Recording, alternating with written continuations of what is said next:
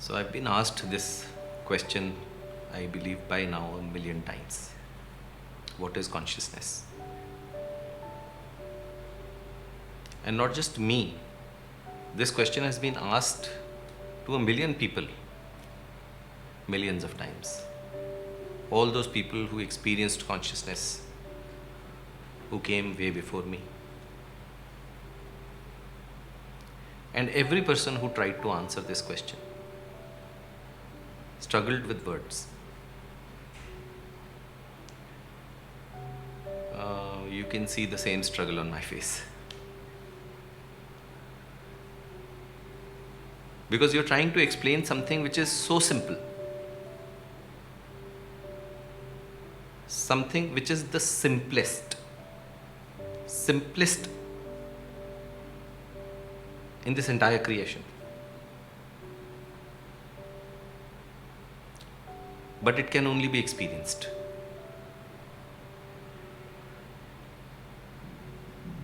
So I'm going to give it a try in my own way.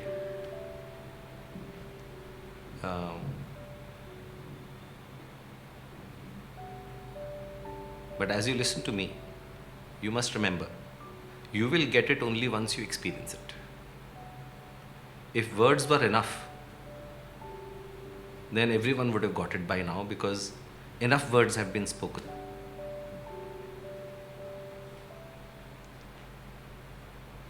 If you look at a tree, you call it a tree only.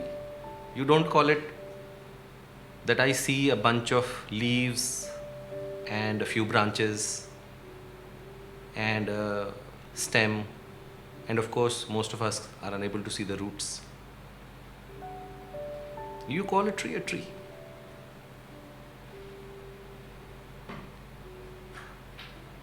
And the truth is that that particular tree has practically infinite leaves.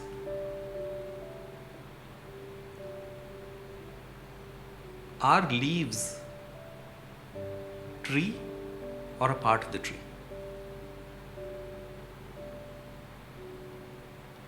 Those branches that are holding those leaves, are those branches the reason for the leaves, or are the leaves the reason for those branches?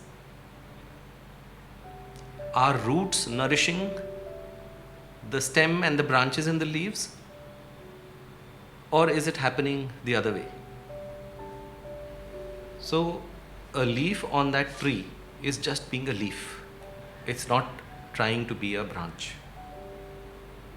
There is no comparison in the mind of that leaf.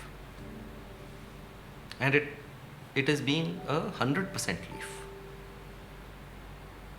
Similarly, a root is just being a root. So this particular concept where you can just be who you are, that is called as dharma. And that is referred to as the pinnacle of conscious living. And what is consciousness? Is knowing who you are. When we want to understand what is consciousness, and consciousness, as I shared, is being who you are after understanding who you are, then what does it take to be conscious? It is very simple. The unconsciousness is what is stopping us from being conscious. And what is unconsciousness?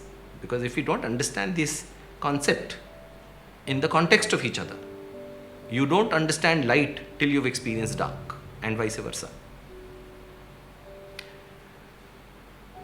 So far as the analogy of a tree is concerned, this is simple.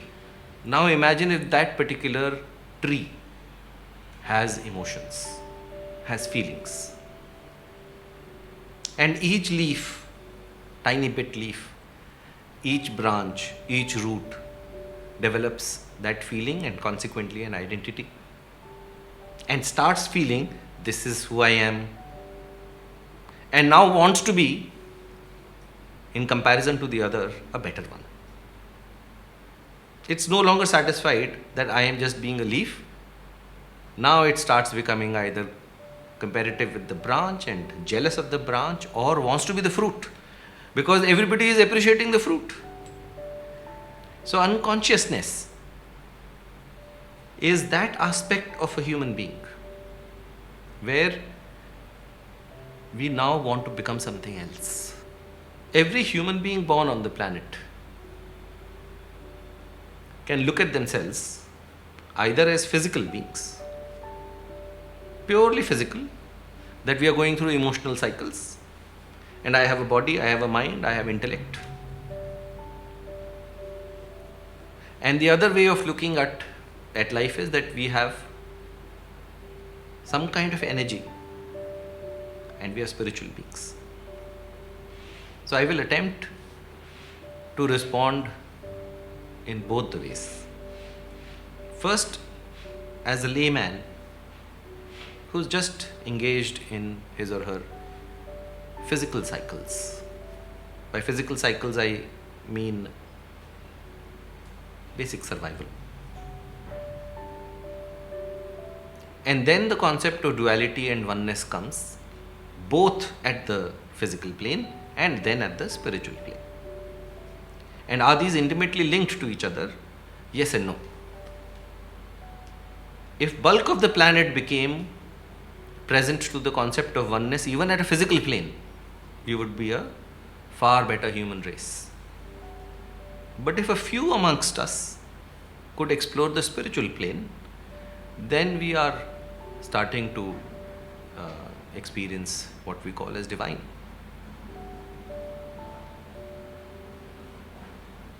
So at the physical plane,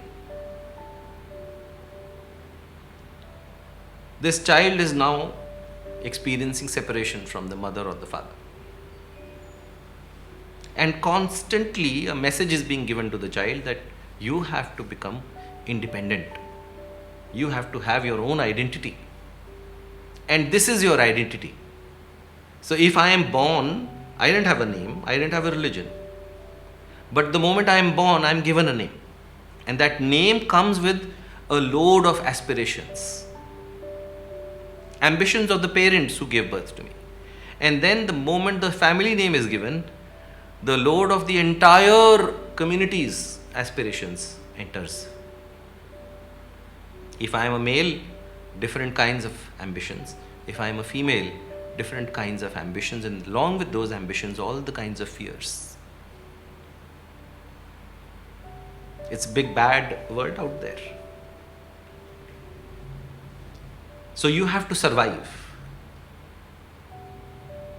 The concept of duality is this, that there is something out there to get you and you have to survive. Let me take you back to the analogy of a tree.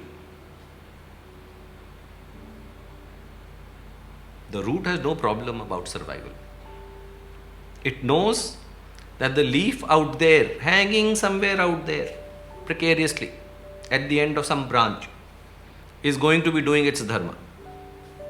And so long as that leaf is doing its dharma, I am going to be fine.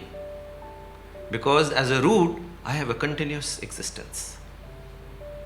And so long as the branches and the stem and the entire process of photosynthesis is happening, and the process of life on the planet is happening, because tree is not producing water, it's not producing light. It knows life is happening and it's settled in that existential fact. It knows the fruit will happen because of all of this process of life happening. And as the fruit will happen, the life of the tree is now infinite. Because where will the seeds of that fruit go is continuation of life. So roots are not insecure, but as humans we became insecure. If there are so many pleasures living in duality, you should be happy. You have to see whether you are happy or you aren't.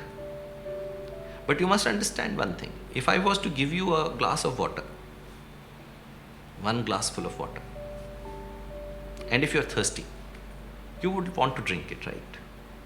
But if you knew that there are 2 drops of poison in that glass full of water, however thirsty you are, would you drink it? So if you're happy, then you should not bother about duality or oneness. Forget about it. You are happy. But you should not live in delusions of happiness. Because if you are happy, then you won't suffer. So there are these tools that lead you to experiencing oneness.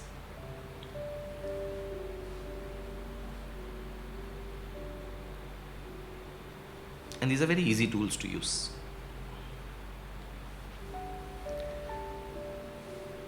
In the modern age, everybody calls these tools under the common umbrella of meditations.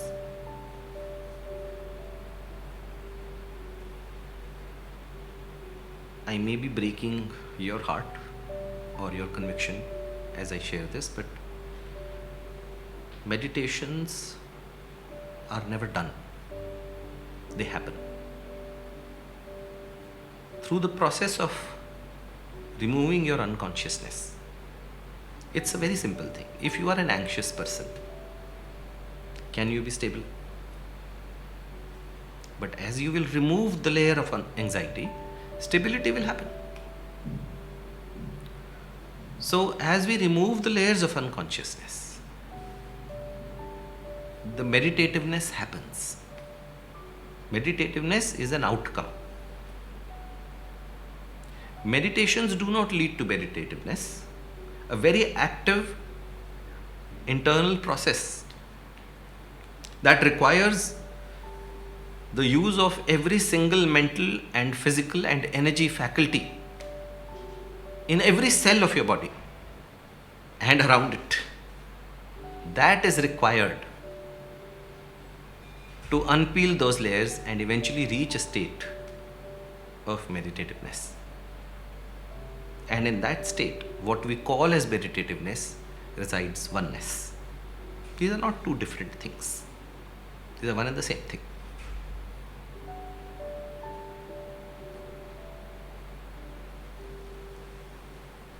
The prerequisites for reaching that state of oneness. The first state is what I call as acceptance. If you accept that you suffer, if you accept that there is misery in my life, then you would want to seek answers. But if you are living in delusions or denials or justifications, then you would never seek.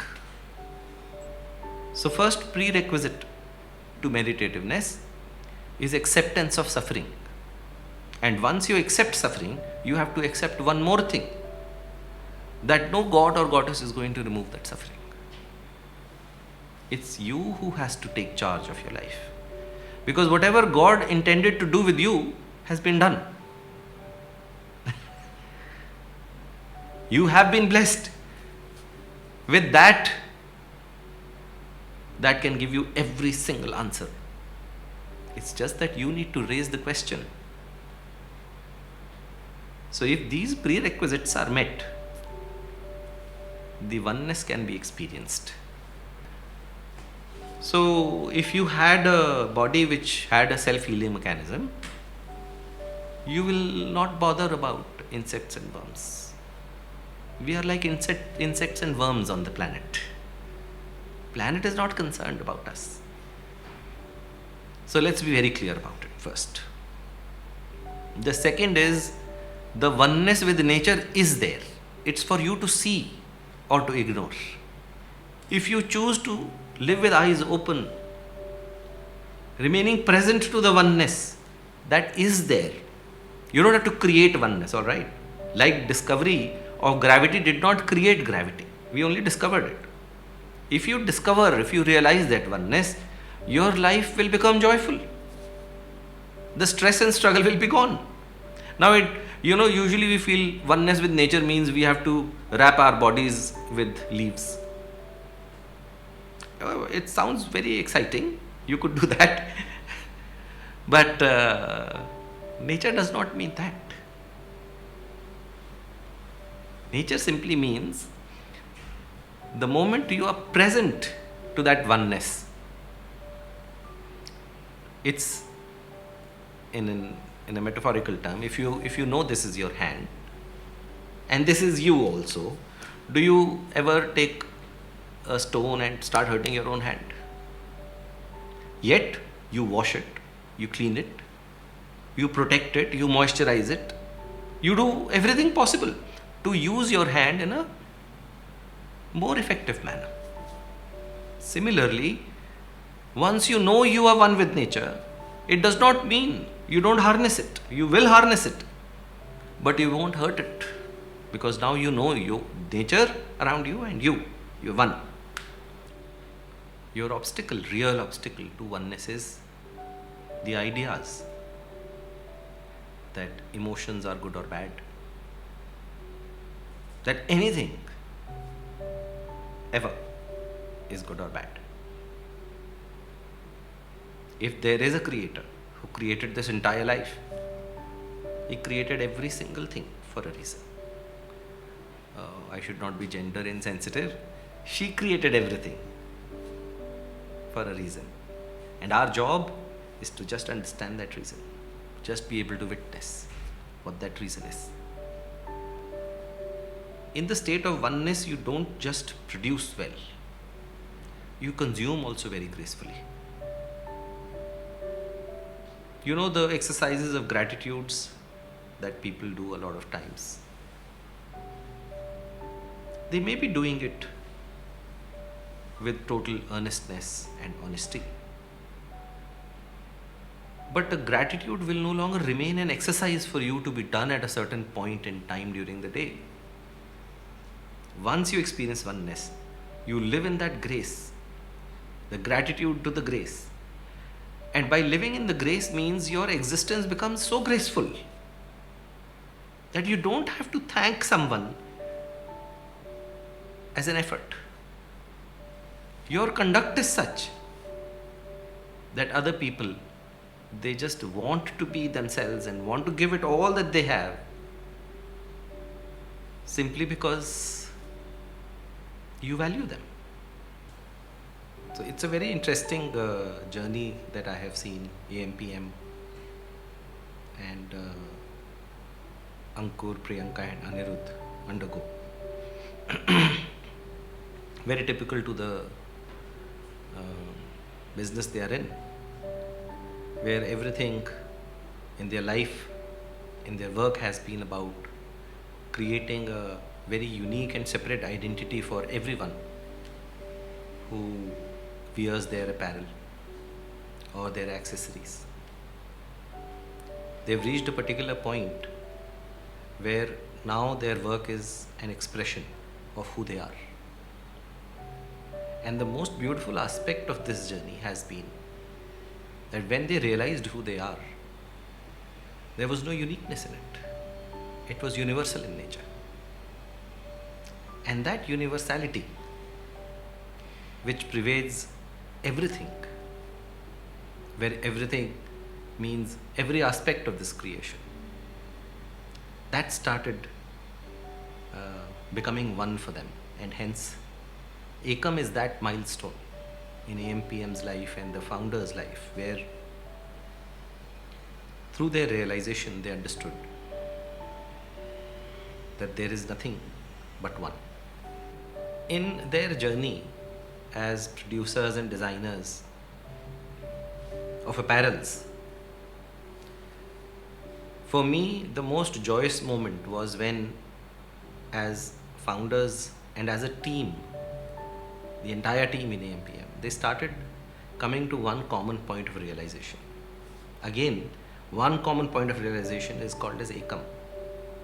And that one common point of realization was that if the designers were stressed and anxious, then the product that will be created out of their factories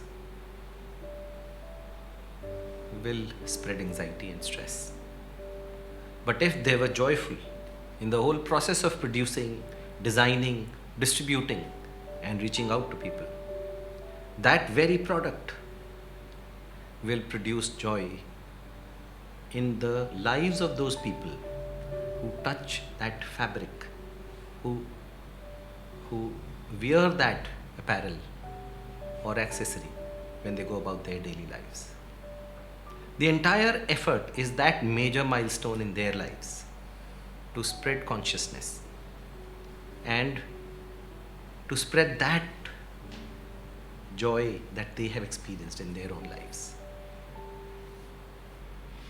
चले?